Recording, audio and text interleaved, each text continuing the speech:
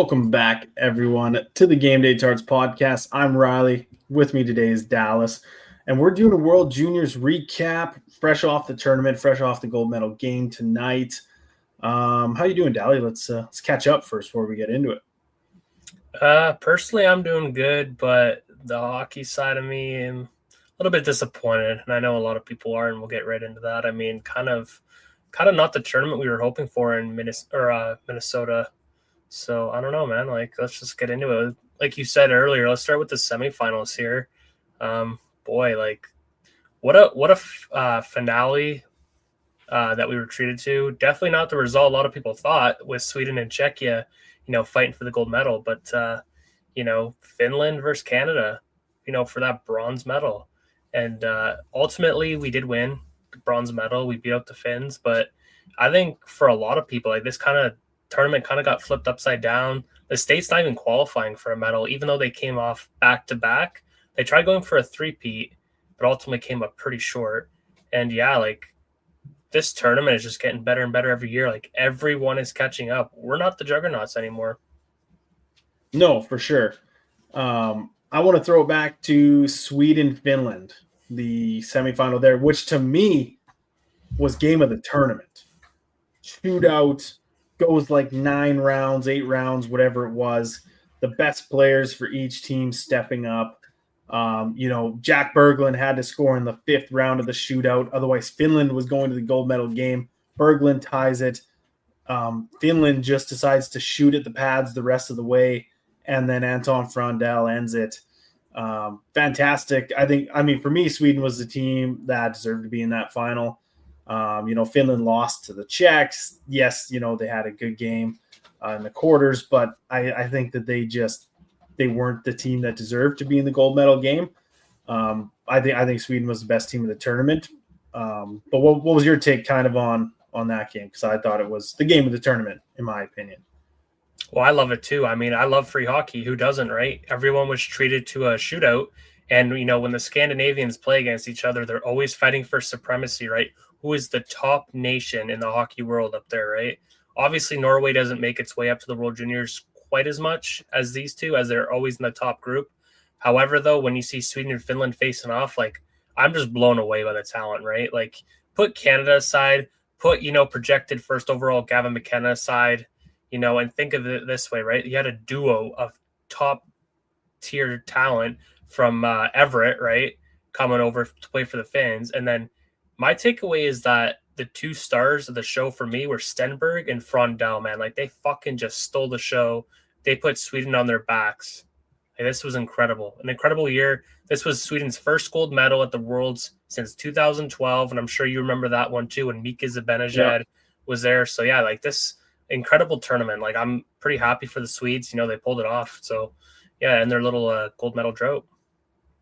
Yeah, same here. I think, and to add on to your players there, Viggo Bjork. I mean, he played 28 minutes in this semifinal. Insane. Most of all forwards. He played almost 10 minutes more than Frondell did. Frondell played 21, and Stenberg played 24. So unreal for Viggo Bjork that they trusted him so much. He was like 68% in the faceoff dot.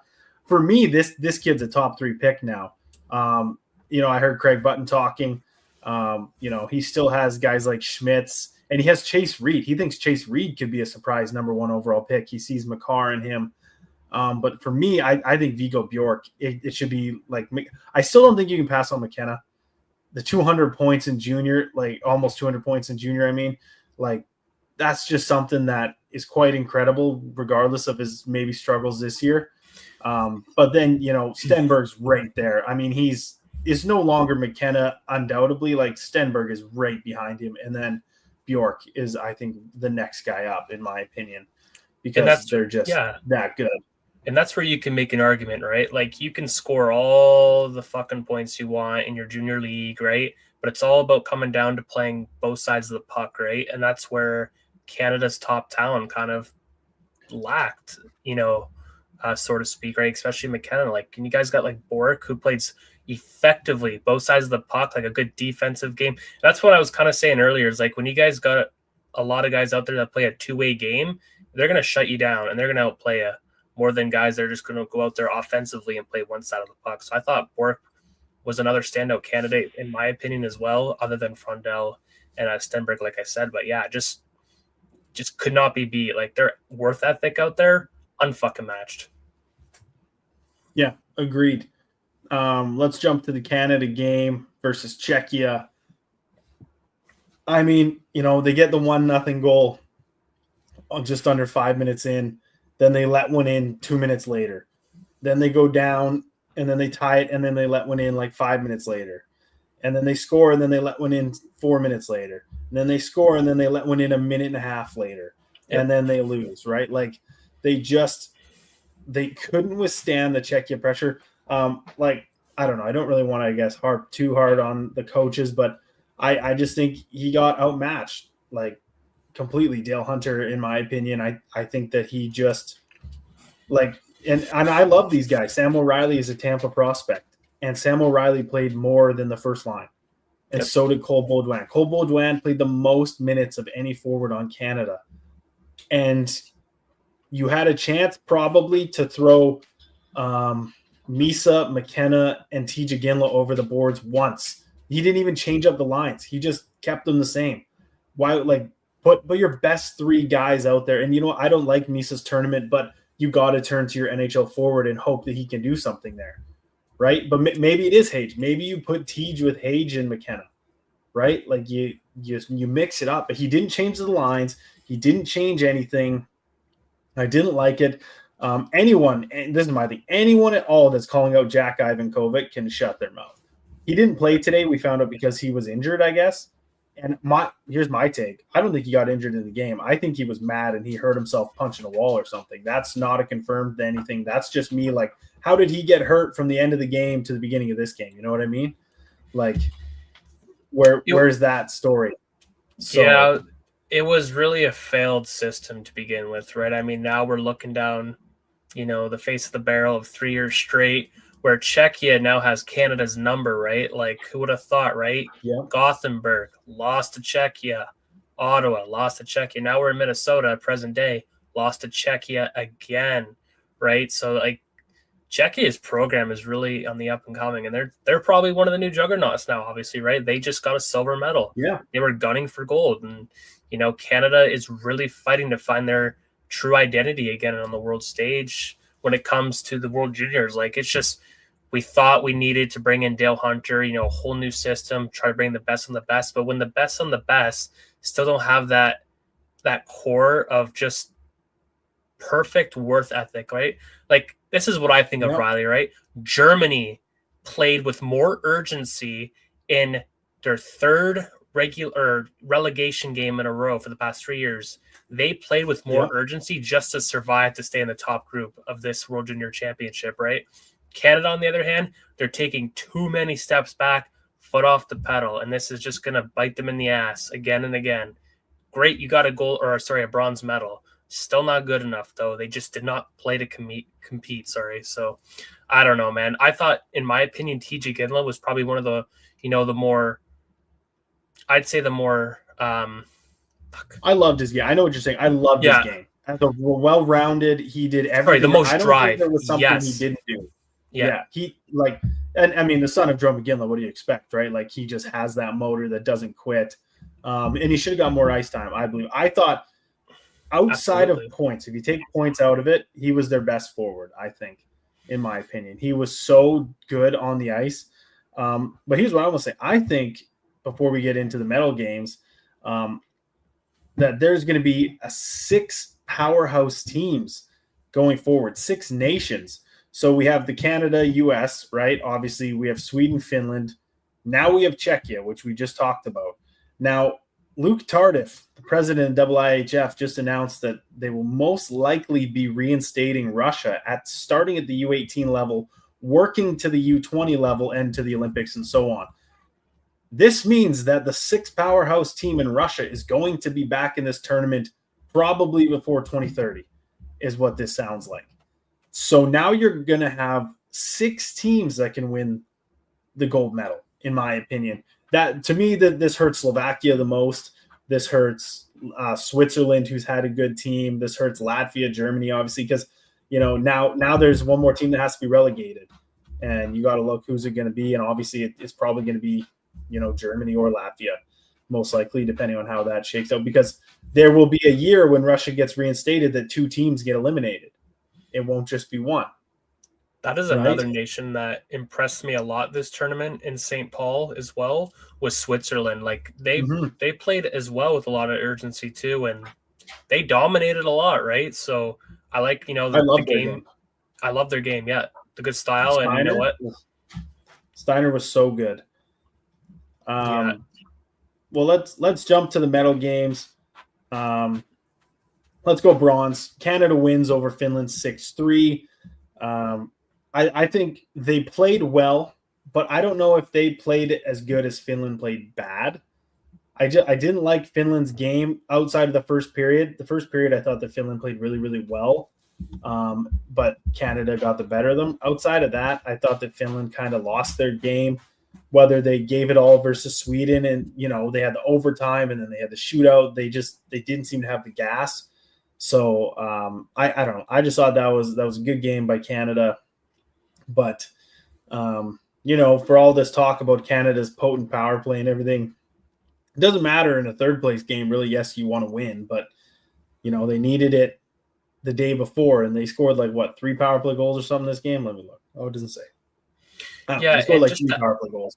Yeah, and just to add to that, it's a grueling uphill battle, right? From start to finish, you arrive wherever you are at the host city, you're getting acclimated with your new teammates and, it's trying to find that quick chemistry because, this tournament comes, pretty fast and it's done over and done with pretty fast. So, I mean, Finland played a very, very well structured game, right? Like I mentioned the duo of Everett Silvertips that came in, right? But there's a lot of good things to take out of this too for Finland. But I mean, wow, just Canada can learn a lot from what they are seeing. Once again, we have to have this conversation. Like, why are we where we're at, right? Just there's really so much to unpack, and I just don't understand why it's not quite really getting across, right? I think that Dale Hunter had a system. Maybe we'll try and throw some photos up. I have some photos that I took here, Dally, when we're editing. It looked like Dale Hunter was running a blue line trap. So essentially, the defense would stay on Canada's blue line, and then all that the other teams had to do was basically chip it past them, and they were getting 2 goals in the game versus Czechia. I have snapshots of, and it's clear as day. You can see it's a 5-on-3 in one photo and a 4-on-1 in one photo, and both end up in a breakaway for Czechia, just going around them standing still. So whatever that game plan was terrible because the Czechs broke it, and I don't think they did it tonight. I didn't really. I saw them get beat once like that, and I think it did end up in the back of the net tonight, but they didn't do it nearly as much as because it clearly cost them the game. And there was a lot of lineup head scratchers too, right? Like Carter Bear, Liam Greentree, these are some our top scorers in their respective leagues of the OHL and the WHL. But where were these guys for Team Canada, right? If you knew night in, night out throughout this tournament that things are quite working out, even on the third or fourth line, give those guys the call, man. It's not that hard. Give them the shot. These are the guys that can come off the bench and score you a goal late in the game, right? USA did it last year, right? Yeah. So I don't know. I also seen a thing where I think Canada played 3 guys high on the blue line for one of their power plays.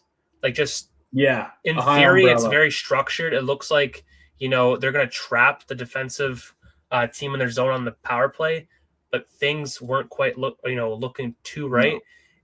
And I kind of made that comparison with, 5-on-5 scoring for Colorado this season too, right? They're absolutely lethal, but when it comes to the power play, just, nothing, absolutely nothing. Yeah. So I kind of compare that to Canada on their power plays too, right? You think, here we go, man. Top units firing on all cylinders. Wasn't quite that way. So I don't know. Yeah. All right, let's jump. Gold medal. Hey, first off, I wore yellow. It's a very pale yellow, but I wore yellow because big congrats to Sweden. Second time in 44 years. First time since 2012. Only their second gold ever. Third gold ever. I don't really understand. They keep saying first time in 44 years or whatever the 2012 one was. I don't know when the first one was before that. because they have 2 gold medals previous to tonight. So I don't know when the other one was. But either way, congrats to them. Undefeated. Let's mention that. Undefeated in the tournament. Didn't lose a game. Surprise guys like Victor Eklund, Sasha Boumediene, Saline Wallenius on defense. Like, they just had everything that you could ask for. And this team was perfect. I loved everything about them, their work ethic, their determination, their will to win, the skill that they had, the way that they were employed on the ice. It was perfect. They did great. Herenstam and net. Oh my goodness, what a goaltender. Maybe is he going to be an NHL goaltender? Who knows? But he one hell of a gold-winning goaltender, that's for sure. Yeah, that guy deserves as much attention as Latvian's goalie last year, right? Of how much eyes were, put on notice for him last year. So yeah, this guy, he's got a contract coming. You watch. But let's give some quick shout-outs to like guys like Adam Jurček too on the silver winnings side for Czechia, right? Like, just absolutely standout guys, man. Like, fuck. I was really surprised that Chihas was the pick by the IIHF for player of the tournament, MVP. I know. I was very surprised by that. Not that he had a bad tournament. I do personally think other guys had better tournaments. Frondell, Stenberg, Bjork, any of the couple of the defense we mentioned for Sweden. Arguments for Hage and McKenna as well with the points they put up. Argument for Prek. Those are just, here or there. But I really think that, Chihas had a good tournament, but maybe not the MVP. But I like what you're saying. Benak had a good tournament. I think Koulias had a good tournament. Like, they had a good team, and they played fantastic. Mertka as well back there. Galvis, let's not forget Galvis. Thomas Galvis was fucking lights out. And obviously he's getting drafted probably second round or late first, depending on what people see him as. He might fall to fourth because, again, he's small and he'll drop probably. But great team all the way around. You don't get the silver medal for nothing. So I think that they played great. And PA Raiders, what's that goalie's name? Orsolak, yep. What a good goalie for the PA Raiders. Like, no wonder that team's trying to do something in the dub this year. They are a wagon, and their goalie just went all the way to the gold medal game, carrying the team on his back. So, oh yeah, they're the big dogs of the East this year, right? Like move aside Medicine Hat. This is the new team of the East right now. They're definitely trying to fight with the Oil Kings. Who's going to lead the East, but time will tell. Yeah. They'll probably be most likely buyers by the deadline at the end of the week. So, yeah, Christ, like, go Raiders, man! Absolute wagon, boys, absolute wagons. I was just trying to pull up the statistics here, though, but I'm pretty sure Zane Perrick also just broke a record for Team Canada, so that was pretty cool as most well. Points by a defenseman in a single tournament. So yeah. I do have it here, actually. So Michael Hage led with 15, 14 for McKenna, and 13 for Perrick. So, again, that's the Canadian defenseman most points in a single tournament. Chihas and Stenberg rounded it out. Goal scored, Martone led with 6. Perrick had 5. Again, a defenseman, second in the tournament with 5. Tied, though, with Harenko, Zellers, and Frondell. Michael Hage led with 13 assists and 75 posts. McKenna had 10, Perrick 8, Chihas 8, and Berglund 7. And then wins, of course, Herenstam undefeated, 6 wins. Carter George ended with 4. Rimpinen, Orsolak ended in 3, and Ivan Kovic got 2 for Canada as well. And we don't need to go through the goalie stats, really. Those are the best of them. So again, great tournament. The big guys, the 3 best teams had the 3 best scorers, I guess you could put it, right? They were all at the top of the charts. So I think that's absolutely awesome. That really, let's just talk about the tournament as a whole. This tournament was fantastic. Slovakia lost to Sweden by 1. They lost to the US by 1. They were so close to start the tournament to not starting 0-2. You had Switzerland, who I think then beat Slovakia, did they not? I think. Yeah, Switzerland then beat Slovakia. Germany hung around for a game. Denmark, unfortunately, was the cakewalk of the tournament. That's just what it was. But Latvia went to overtime versus Canada. And then Latvia beat Denmark. So they were in contention and they just couldn't find it versus Finland and versus Czechia. So, like, just all around, this tournament was maybe my favorite as an adult. I'll say the ones when we were kids were unreal. I don't think anything's touching those. But as an adult, this was an awesome tournament. I found myself cheering for a different team every night because it was just so much fun to see these guys grow and to see, who kept stepping up. And, here's the thing. When did every team really pretty much have almost a first round pick? We're pretty close to that, right? Latvia didn't have one, I don't think, but they're going to have one. They're going to have a top 10 pick. Right, because more eyes on these guys in this tournament, right? And that's what helps build your stock come draft day in June. And I'm glad you brought this up too, but just talking about the tournament as a whole, right? It was a good venue, Minneapolis, St. Paul, right? Great, it's back on American soil. A lot of Americans, showed up in droves for their, home team. But there was a few posts I was seeing for a lot of the away teams, right? Like the Canada game, it wasn't quite selling out. Great that you expand the game. We're getting some new venues, new locations. But as a tournament as a whole, though, let's put aside where it was, right? Obviously, there wasn't a lot of sellouts for other teams, but that's okay, right? TSN's always getting great numbers this time of year. As Canadians, we always tune in this time of year. Some argue it's the best time of the year, right? However, again, not the result we want. But man, just the hockey we are being introduced to the last couple of years is getting better and better. I like what you said. This is probably some of the best hockey you've watched in a long time. Totally agree. Absolutely, hands down, totally agree. When you see nations like Czechia, Slovakia, Latvia, these, smaller nations that are just coming up and just, putting up a big fight with all these top hockey nations, it's fun. It's not like the NBA where we're treated with the same teams again and again and again. No, this is entertaining, man.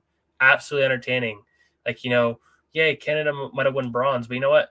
I think my takeaway is Czechia winning silver, Sweden winning gold. This is cool. Seeing new teams, having the chance to celebrate with their teammates, make lifelong, dreams become reality. These are memories these guys will take, forever with them, if they go to the NHL or if they move on with their life. This is cool, man.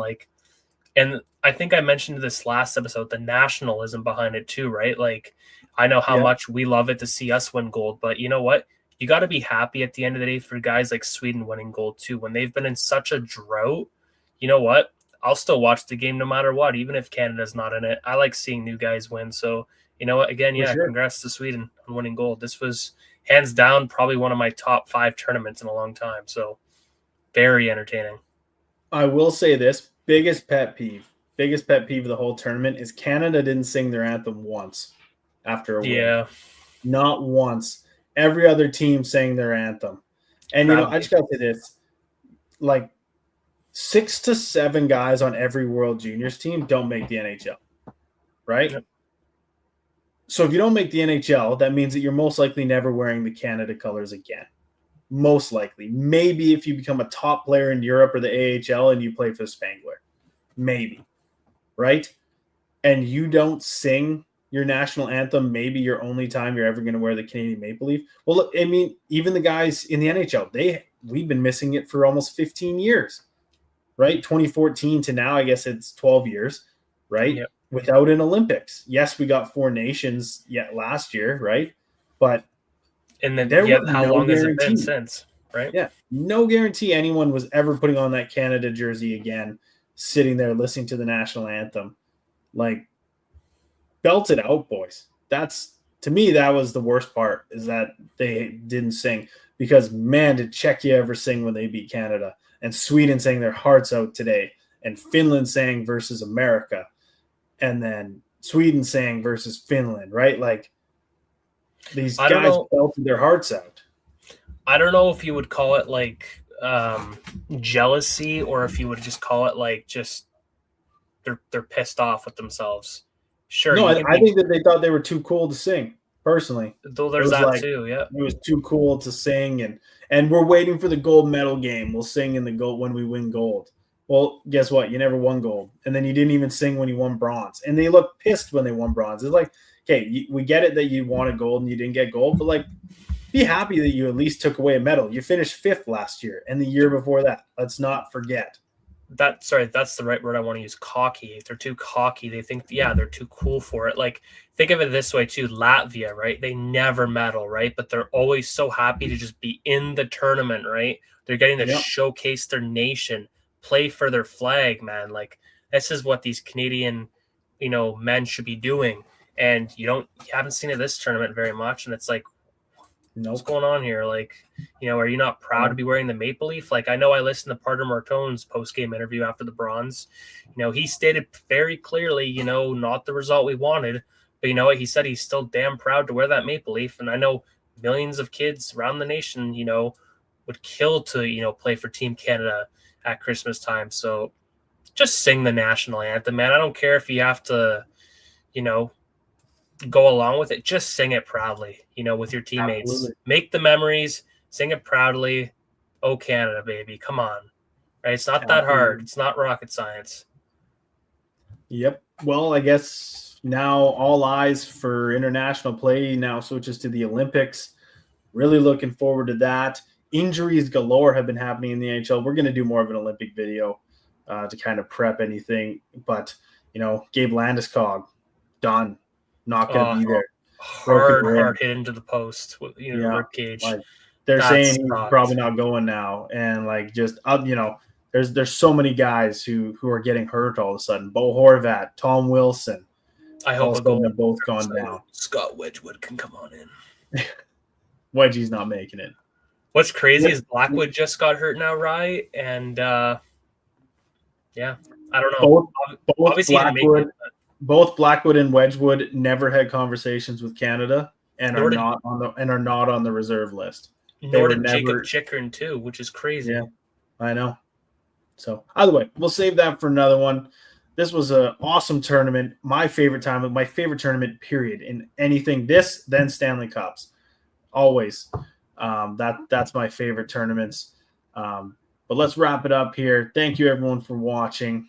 Look forward to what we got cooking in the new year here. And we're ready for this new season in this 2026. What a time.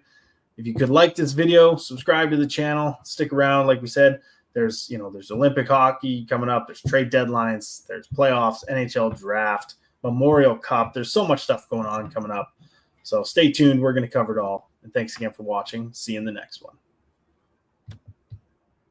What's going on, everybody? Thank you for tuning into another episode over here on the Hockey Podcast Network and Game Day Tarps Podcast. We've got so much more for you. We've got lots cooking. So hit the like button, hit the subscribe button, and smash that notification bell so you never miss a beat.